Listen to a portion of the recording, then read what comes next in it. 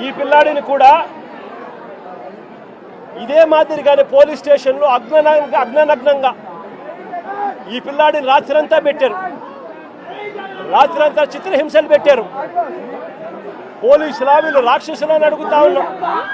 Social మీడియాలో ఈ పిల్లాడు క్వశ్చన్ చేసిన దానికి ఈ పిల్లాడి పరిస్థితి రాజమండ్రిలో ఇది. ఆడపిల్లలను కూడా చూడకుండా సుధారాణి అనే వైఎస్ఆర్సీపీకి సంబంధించిన యాక్టివిస్టు, కృష్ణవేణి అని వైఎస్ఆర్సీపీకి సంబంధించిన ఇంకొక మహిళా యాక్టివిస్టు, వీళ్ళిద్దరూ కూడా ఆడపిల్లలను కూడా చూడకుండా నెలలు రకరకాల పోలీస్ స్టేషన్లు వీళ్ళని తిప్పారు. రకరకాల పోలీస్ స్టేషన్లలో వీళ్ళ మీద కేసులు నమోదు చేస్తూ వీళ్ళను తిప్పుకుంటూ వచ్చారు. నేను అడుగుతా ఉన్నా, డెమోక్రసీలో మనం ఉన్నామా లేదా అన్నది ప్రజలందరూ కూడా ఆలోచన చేయాలని అడుగుతా ఉన్నా. నేను అందరినీ కూడా రాష్ట్ర వ్యాప్తంగా కూడా ఇలాంటి ఘటనలు జరుగుతూ ఉన్నాయి. పోలీసులు తెలుగుదేశం పార్టీకి సంబంధించిన రెడ్ బుక్ రాజ్యాంగాన్ని అమలు చేయడంలో నిమగ్నమై ఉన్నారు. మొట్టమొదటిసారిగా రాష్ట్రంలో ఈరోజు చూస్తూ ఉన్నాం. తెలుగుదేశం పార్టీ సాక్షాత్తు సిఐల్ని, సాక్షాత్తు డిఎస్పీల్ని, సాక్షాత్తు ఎస్ఐల్ని ఉపయోగించుకుంటూ పోలీసులను కలెక్షన్ ఏజెంట్లుగా వాడుకుంటా ఉన్నారు. ఎమ్మెల్యేలు వ్యాపారం చేస్తారు. మద్యం దగ్గర నుంచి, ఇసుక దగ్గర నుంచి, మట్టి దగ్గర నుంచి, నియోజకవర్గంలో జరుగుతూ ఉన్న పాకాట క్లబ్బుల నుంచి అన్నింటిలోనూ కూడా ఎమ్మెల్యేల దగ్గరుండి నడిపిస్తారు. పోలీసులు దగ్గరుండి వాళ్ళకు ప్రొటెక్షన్ ఇస్తారు. దగ్గరుండి పోలీసులు వాళ్ళ దగ్గర నుంచి మామూలు వసూలు చేస్తూ ఉన్నారు. మామూలు వసూలు చేసి పోలీసులు ఇంత, ఎమ్మెల్యేలు ఇంత, చంద్రబాబుకి ఇంత, లోకేష్కి ఇంత అని చెప్పి పంపకాలు జరుగుతూ ఉన్నాయి. రాష్ట్ర వ్యాప్తంగా ప్రతి నియోజకవర్గంలో ఇదే జరుగుతూ ఉన్నాయి. ప్రతి గ్రామంలోనూ బెల్ట్ షాపులు కనిపిస్తూ ఉన్నాయి. ప్రతి మందు షాప్ పక్కన పర్మిట్ రూములు లేకుండా ఇల్లీగల్ పర్మిట్ రూములు కనిపిస్తూ ఉన్నాయి. ప్రతి పర్మిట్ రూముకు డబ్బులు తీసుకుంటా ఉన్నారు. ప్రతి బెల్ట్ షాప్కు పోలీసులు డబ్బులు తీసుకుంటా ఉన్నారు. ఎమ్మెల్యేలకు డబ్బులు ఇస్తున్నారు.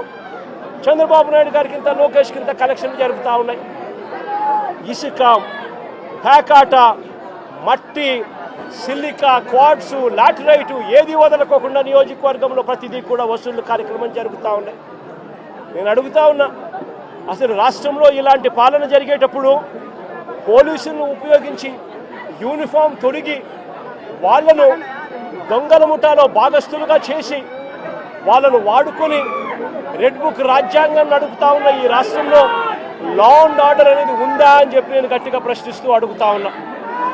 నేను ఒకటే చెప్తా ఉన్నా, ఈరోజు ఈ పిల్లలకు జరిగిన అన్యాయం ఏదైతే ఉందో, నేను ఈ పిల్లల్ని వెనకేసుకొని రావడం లేదు. పిల్లలు అన్నాక వీళ్ళు వయసులో ఉన్నప్పుడు ఏదేదో కేసులు పడిండొచ్చు, గొడవలు జరిగిండొచ్చు, కేసులు పడిండొచ్చు, కేసులు ఉండిండొచ్చు. ఆ కేసుల్లో ఎవరిది న్యాయము, ఎవరిది ధర్మము అని చెప్పి నాకు తెలియదు. నేను దాన్ని వెనకేసుకొని రావడం లేదు. కానీ ఒక పద్ధతి అనేది ఒకటి ఉంది అనేది మాత్రం ఖచ్చితంగా చెప్తా ఉన్నా. ఆరోపణలు చేసే వ్యక్తులే జడ్జిల కింద మారిపోకూడదు అని మాత్రం గట్టిగా చెప్తా ఉన్నా. ఆరోపణలు చేయడం మీద ఆరోపణలు మీరు చేసినప్పుడు జడ్జిలుగా ఉన్న కోర్టులు ఇరువైపులా వాదనలు విన్న తర్వాత ఎవరిది అన్యాయము, ఎవరిది న్యాయము అని చెప్పి వాళ్ళు కోర్టుల్లో తీర్పులు ఇస్తారు.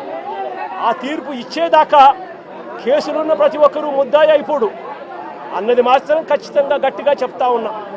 అలా కేసులు గతంలో ఉన్నాయి అని చెప్పి ఒక కారణం చూపించి నడి రోడ్డు మీద తీసుకొని వచ్చి నడి రోడ్డు మీద వాళ్ళ కుటుంబాన్ని, వాళ్ళ పరువు ప్రతిష్టలను, వాళ్ళందరినీ కూడా పరువు ప్రతిష్టలను మట్టి కలుపుతూ నడి రోడ్డు మీద వాళ్ళని కొట్టే అధికారం పోలీసులకు ఎవరిచ్చారు అని మాత్రం గట్టిగా ప్రశ్నిస్తూ అడుగుతా ఉన్నా. ఇప్పుడు ఈ పాప పెళ్లి కావాల్సిన పాప, ఈ పాప ఇంజనీర్, ఇదే కుటుంబంలో ఉంది. వీళ్ళ కుటుంబానికి సంబంధించిన పరువు ఎవరు తీసుకొని ఇస్తారు అని చెప్పి నేను అడుగుతా ఉన్నా.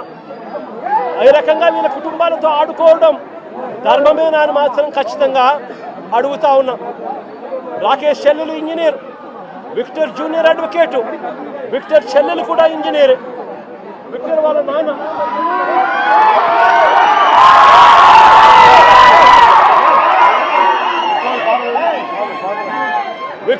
నాన్న రాకేష్ వాళ్ళ విక్టర్ వాళ్ళ నాన్న ప్రజాశక్తి రిపోర్టర్. విక్టర్ వాళ్ళ నాన్న ప్రజాశక్తి అనే పేపర్కు మాజీ రిపోర్టర్. అంటే ఒక మాజీ రిపోర్టర్ కొడుకు పరిస్థితి ఇది. ఒక మాజీ రిపోర్టర్ కొడుకు పరిస్థితి ఇది. రాకేష్ అనే పిల్లోడు అసలు ఇక్కడ లేడు, హైదరాబాద్లో ఉద్యోగం చేసుకుంటా ఉన్నాడు, జొమాటో అనే కంపెనీలో ఉద్యోగం చేసుకుంటా ఉన్నాడు. ఆ పిల్లాడు ఇక్కడికి వచ్చినప్పుడు జరిగిన ఘటనలో ఆ పిల్లాడిని బ్రాండింగ్ చేసి ఆ పిల్లాడి కుటుంబానికి పరువును కూడా తీస్తూ ఉన్నారు. ధర్మమేనా అన్నది ప్రతి ఒక్కరూ కూడా ఆలోచన చేయమని కోరుతా ఉన్నాం. లా అండ్ ఆర్డర్ పూర్తిగా కుప్పకూలిన పరిస్థితుల మధ్య చంద్రబాబు నాయుడు గారి ప్రభుత్వంలో ప్రతి వ్యవస్థ నీరుగారిన పరిస్థితుల మధ్య స్కూళ్లు దిగజారిపోయాయి. పిల్లలకు ఇవ్వాల్సిన ఫీజు రీయింబర్స్మెంట్ బకాయిలు ఇవ్వడం లేదు. సంవత్సరం దాటిపోయింది, స్కూళ్లు పట్టించుకోవడం లేదు. విద్యారంగం పూర్తిగా నాశనం అయిపోయింది. వైద్య రంగం పూర్తిగా దివాలా తీసింది.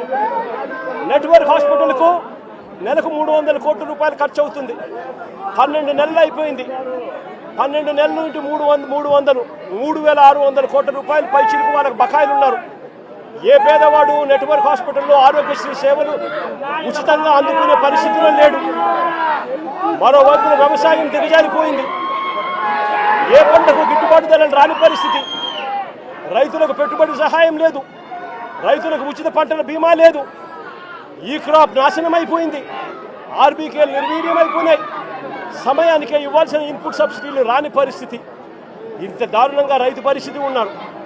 మరోవైపున లా అండ్ ఆర్డర్ పూర్తిగా గాలికెగిరిపోయిన పరిస్థితులు.